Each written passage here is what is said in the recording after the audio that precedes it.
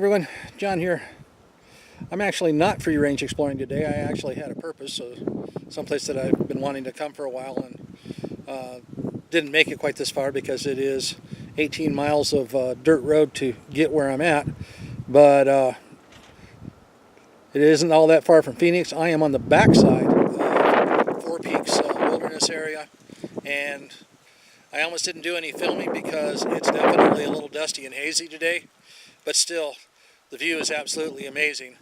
I've got Roosevelt Lake behind me off in the distance, and I'll go ahead and show you that, and I'll show you the side of the peak here, and then we're going to continue on up the road. So this is amazingly beautiful when it's not as dusty as it is, but we haven't had any rain. There is a little wind, so it's kicked up some dust, but still. There are times I don't know what people think of when they think of Arizona, but I am pretty sure that this is not it. All they think is we're a big sand bowl.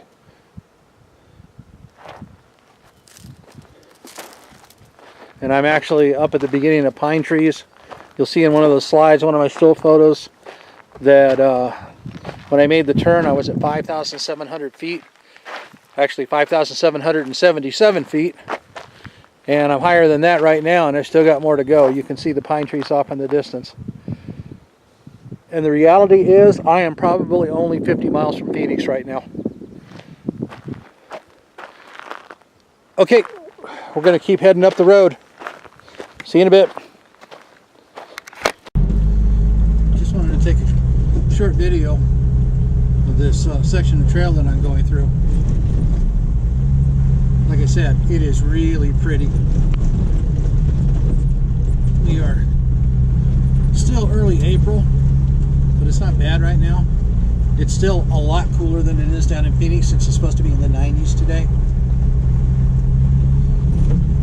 But just goes to show you can escape from big city life pretty quick when you want to.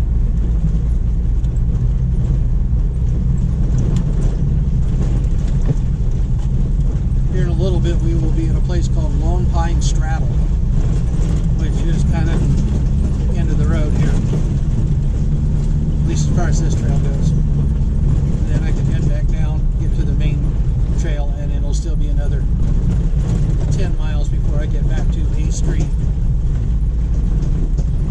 But I won't be going back the 18 miles that it took to get here.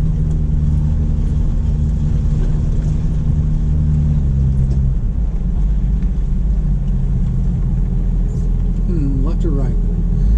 We will go left.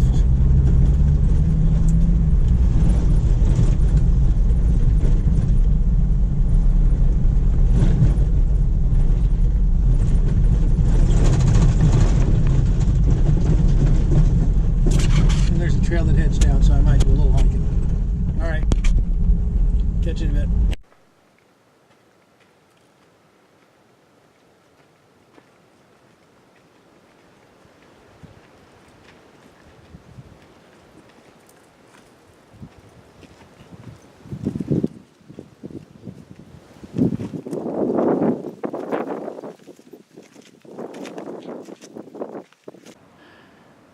I've been following this trail for a couple of hours now, heading to what I think is the top of Browns Peak.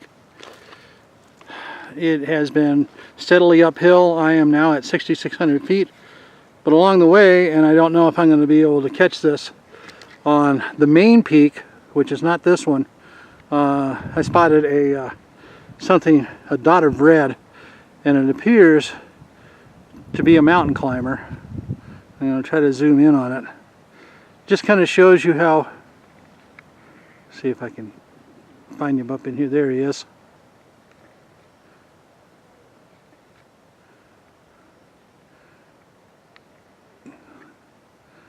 Shows you how remote this area is.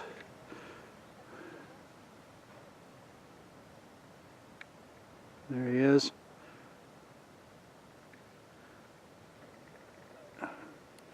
I definitely am not in shape to try that.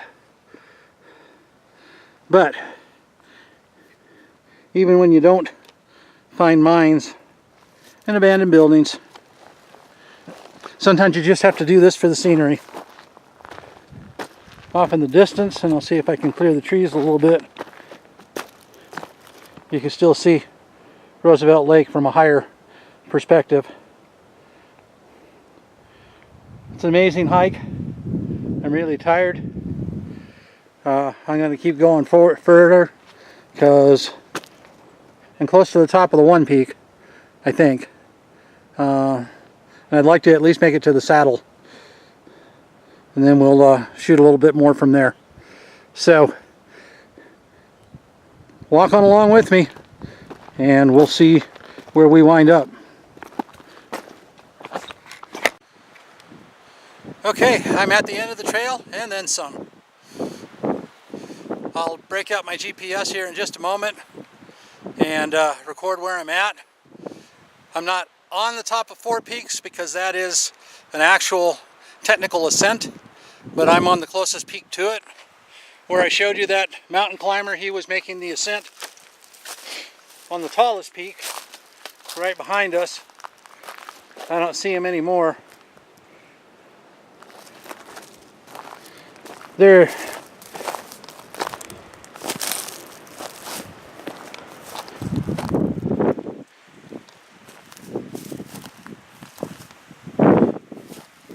People would have a hard time believing that as the crow flies, we're probably only about 25 miles from Phoenix, yet I am, I think, at about 6,700 feet.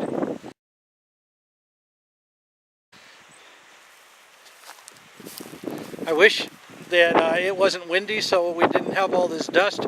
You'd be able to see better. Of course, you'd be able to hear better too, but I think you'll still be able to get a good idea. In front of me is Apache Lake. You can see the river off in the distance. Look how green this is. I mean, we are spring, but this mountainside is lush and green. And everybody thinks that we live in a desert. I'll take you around to the other side of this where it's not as windy. I am at the highest peak. Besides the actual Four Peaks themselves, I am off the... There has been camping up here. Other people come up here. But there is no trail up here. This is the shot of Roosevelt Lake.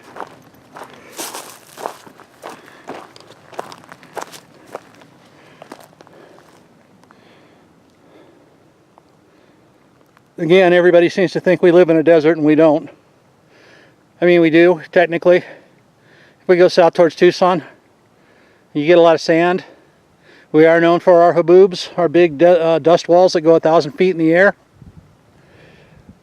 Makes living here interesting. Alright, I'm going to break out my GPS, take a shot of that, show what and where we're at, and then I'm going to make the climb down. I've probably got a couple of hours to go, and I would kind of like to get off the trail by dark. It's probably still going to be sundown before I make the 10 miles of road that I have to drive, and that takes me out by the lake, which is still going to be another 45 minutes to an hour from there to get home. So, got a bit of an adventure to go. And for my friends in exploring ancient Arizona, wouldn't be right unless I managed to find a way to bleed scrambling up to the top of this mountain without a trail. So there you go, Eric. This one's for you.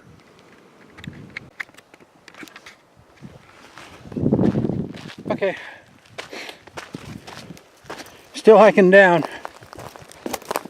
I just wanted to share part of the reason that this is so cool, even though it's a little desolate, kind of the end of winter, and a lot of this deadfall is the fact that, as you can see, this area had burnt down at one point. Although there's a lot of new growth, but you can see the fire stumps. But when you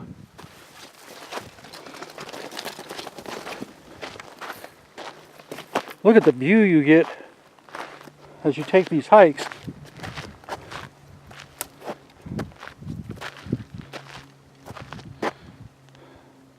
my opinion is still that this is better than anything that you'll do on TV. Not much being a couch potato for me. Alright, I still probably get at least 30 minutes more to go, maybe more. So I'll catch you down the trail. One thing I should mention is that I actually saw people, quite a few people on this trip, and they were bringing their four-legged companions with them, their dogs. So out of respect to them, there's this really nice manzanita stand that I hiked through, so I'm going to go ahead and give you a dog's eye view of what they saw when they were walking through here.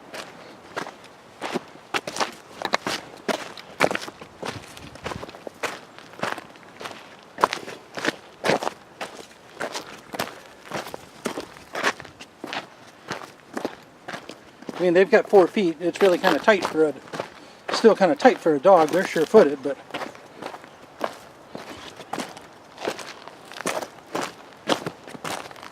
this has got to be cool for them too. I know I enjoy it,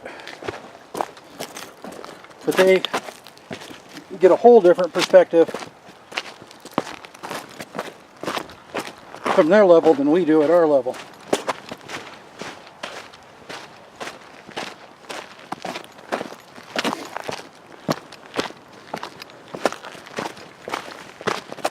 Sorry I can't stop and show you peeing on a bush, I guess, but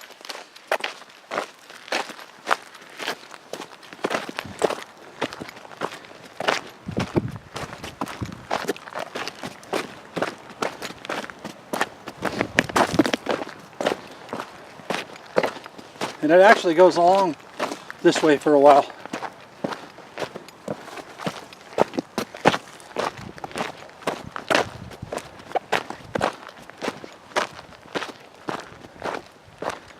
Okay, just thought I'd give a shout out to our four-legged friends, kind of show what they see on these adventures too.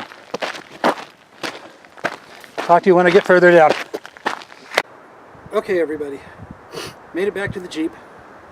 My legs are burning, I'm tired, but it was worth it.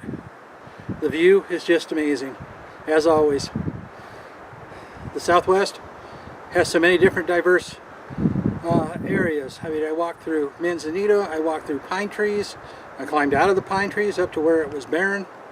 I was at 6,971 feet. I have birds joining me right now, kind of audio bombing me. Anyway, I appreciate y'all coming along. Every time I say that we're done, I usually find something else on the way out, so there may be more. If not, as always, YouTube, Facebook, like me, follow me, and I'll see you on the next adventure. Thanks a lot. This is actually kind of cool on the way back. Nestled up in the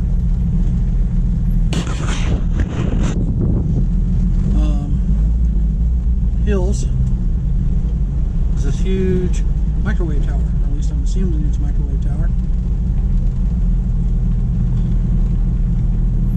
There you go. Right where it can catch a good signal. Hopefully send it along.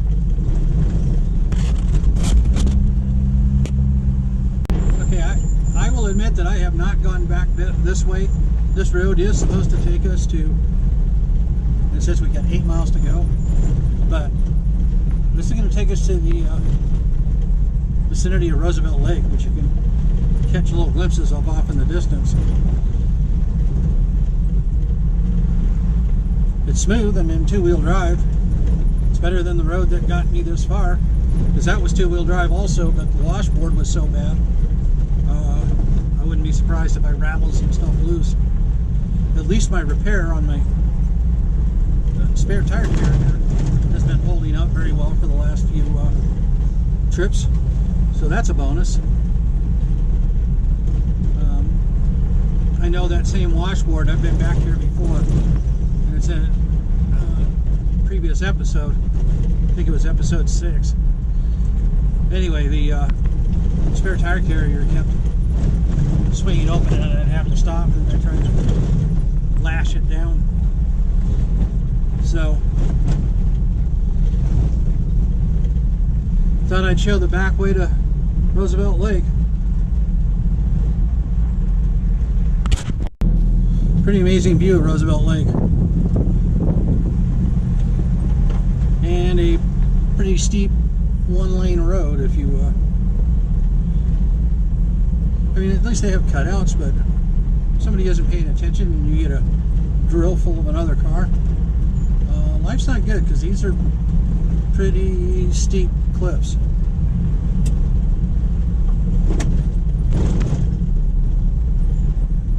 I keep forgetting how big Roosevelt Lake really is.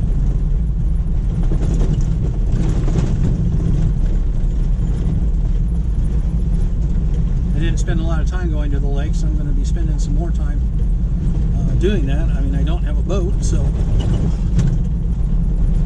it's not like I'm going to be spending any time on the water. And a kayak available. Oh well. Wanted to share the view. The suspension bench at Roosevelt Lake is still pretty cool. So, it's a little windy inside the Jeep, but we'll run the video until we get through it. Hope you enjoy.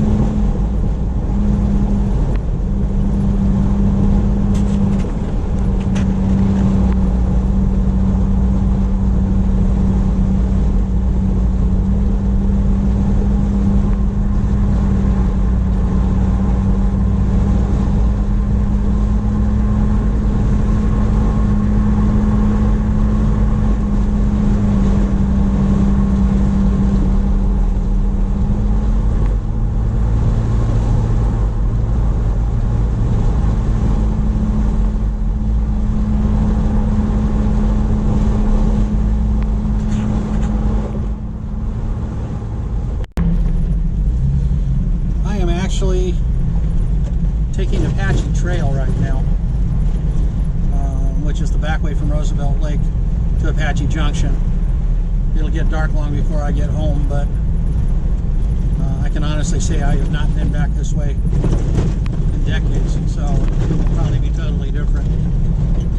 I am just down from the dam right now, Roosevelt Dam, and there is a lot of water in the river, which is good. So many other places are going through a big drought, and we actually have quite a bit of water. So I don't know how much dirt I'm going to have, but I do know it's 40 miles to Apache Junction. I just don't think it's going to be that bad once I get to Apache Lake, because I think that's all paved from there. Anyway, this is really cool. Told you when I was up on the mountain and I thought that I was always never done when I thought I'm done. Well, this is why I say that. Because if I find a way to go that looks interesting, I'll take it.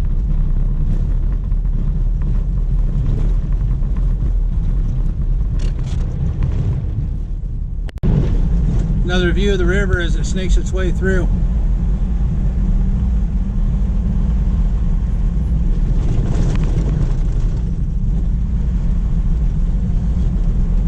This is something that really doesn't get old.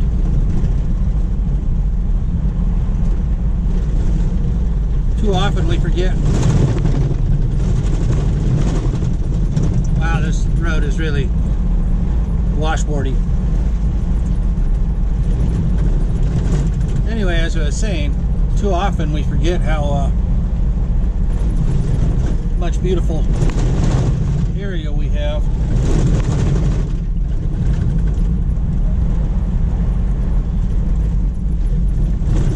It's kind of the whole sad part about Route 66.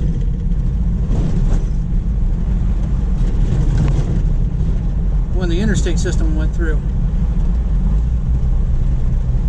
a lot of places just went away, became ghost towns. There's probably some stuff back this way too.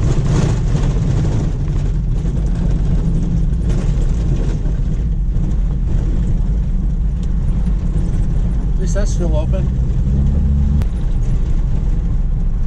I'm relatively certain that there is mine work back in here too, so I'm going to have to hit my old maps and see if I can find some mine stuff. This would be a beautiful area to go snooping around.